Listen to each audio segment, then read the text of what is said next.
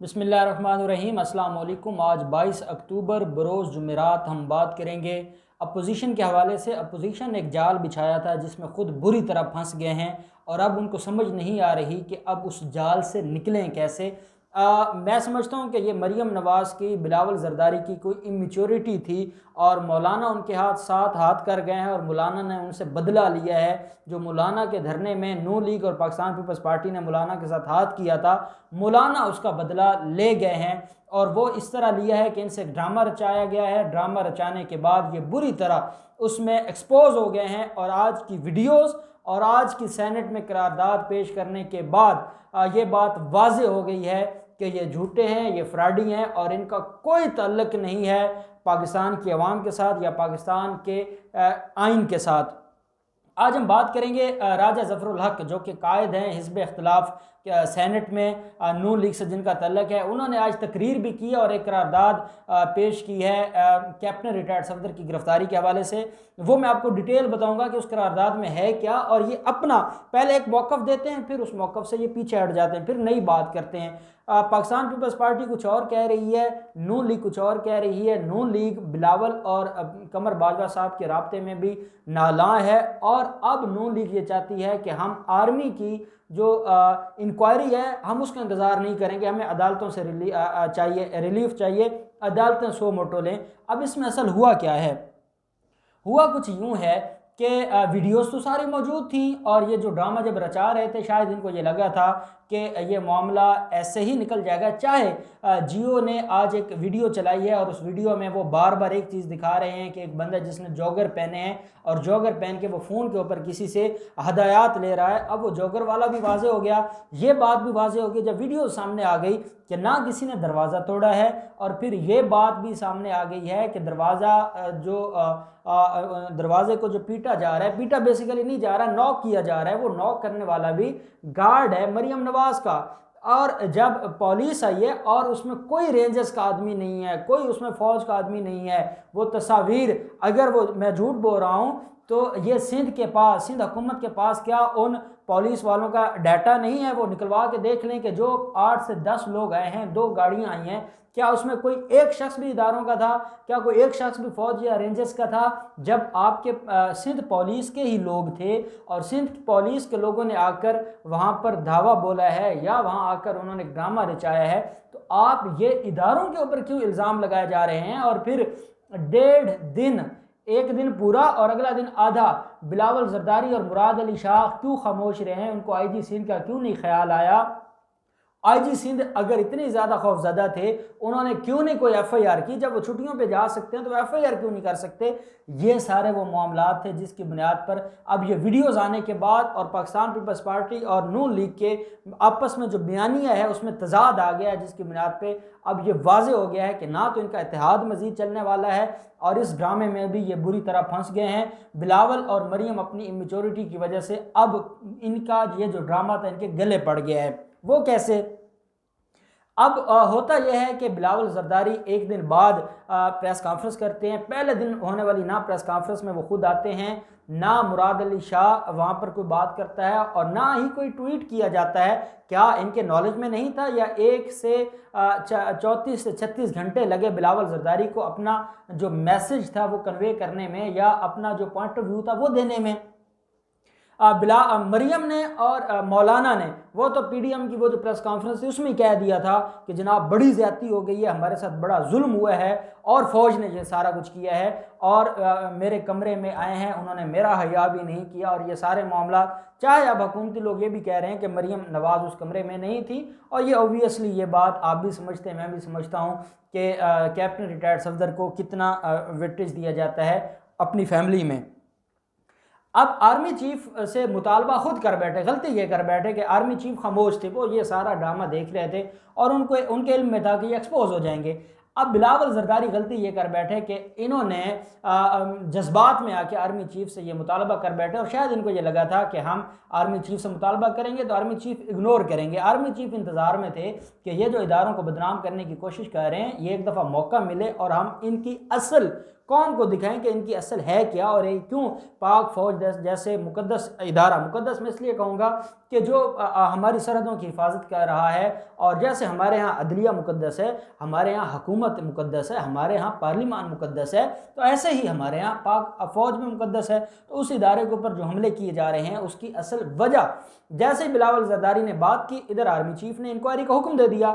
जब army chief ने inquiry का हुक्म दे दिया तो फिर मरियम नवाज़ की बोलती बंद हो गई। मरियम नवाज़ चीखो पुकार शुरू कर दी और उन्होंने ये कहा कि आज मोहम्मद ज़ुबैर जो तर्जमान है नून लीग का, उसने ये कहा है कि कोर कमांडर को क्यों इन्वॉल्व किया गया है, आर्मी को क्यों इन्वॉल्व किया गया है, जब सिंध हुकूमत इनकी है तो ये खुद वज़ीर आला सिंध की सरबराही में एक इंक्वायरी कमेटी बनाती और वो बता देती, और अगर वो ये कह देती कि इसमें मुलव्वस ये लोग थे तो उनके खिलाफ कार्रवाई होती। आर्मी को क्यों इन्वॉल्व किया गया है? अब इनको पता है कि आर्मी को इन्वॉल्व करने के बाद आर्मी के पास तो सारा रिकॉर्ड मौजूद है। ISI वाले वो घर में आराम से तो नहीं बैठे, उनके पास तो सारी चीज़ें मौजूद हैं। उनको ये भी पता है कि कौन इस ड्रामे का राइटर है, कौन इसका प्रोड्यूसर है, कौन डायरेक्टर है, कौन एक्टर है और कौन इसका तमाशाई है, कौन इसका बेनिफिशरी है। अब उनके पास एक एक चीज़ लिखी पड़ी है। अब जब आर्मी इन्वॉल्व हो गई और आर्मी ने वो सारी कलेक्शन ऑफ एविडेंस कर ली तो अब ना IG को कुछ समझ आ रही है, सिंध के IG को, ना बिलावल को कुछ समझ आ रही है। और अब आज राजा ज़फ़रुल हक ने जब जो कायद हैं हिज़्ब इख्तिलाफ के, जिनका नून लीग से तल्लुक़ है, सेनेट में आज उन्होंने बड़ी लंबी तकरीर की। हालांकि शहजाद वसीम जो कि कायद ईवान हैं, जिनका पाकिस्तान तहरीक इंसाफ से तल्लुक़ है, कायद ईवान है सेनेट में, उन्होंने ये बात की। उन्होंने कहा है कि जब आपकी सिंध हुकूमत भी इंक्वायरी कर रही है और आपने फ़ौज से ये कहा कि वो इंक्वायरी करें, फ़ौज ने भी उसके ऊपर इंक्वायरी शुरू कर दी है, तो फिर काहे की आपकी टेंशन, फिर आप किस चीज़ की करारदाद लेके आ रहे हैं? वो कहते हैं जी हम इंतज़ार नहीं कर सकते।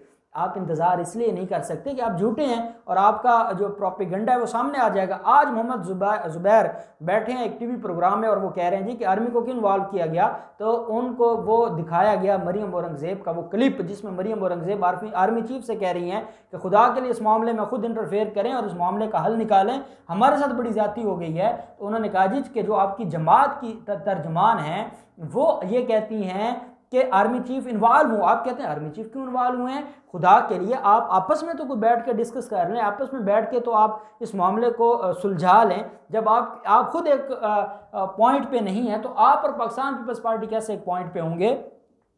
करारदाद इन्होंने पेश कर दी। करारदाद पेश करने के बाद इन्होंने कहा जी कि जो कैप्टन रिटायर्ड सफदर की गिरफ्तारी है और गिरफ्तारी के अलावा जो बाकी मामलात हैं वो सारे के सारे अब सामने आने चाहिए। और शायद फ़कान अब्बासी ने तो इस हद तक कह दिया है कि आइन टूटा है। ओ भाई, अगर कैप्टन रिटायर्ड सफदर को गिरफ्तार किया गया है तो इसमें आइन कौन सा टूटा है? आइन उस दिन नहीं टूटा था जिस दिन मॉडल टाउन में आपने लोगों को गोलियां मरवाई थी, उस दिन तो कोई आइन नहीं टूटा था आपकी नज़र में।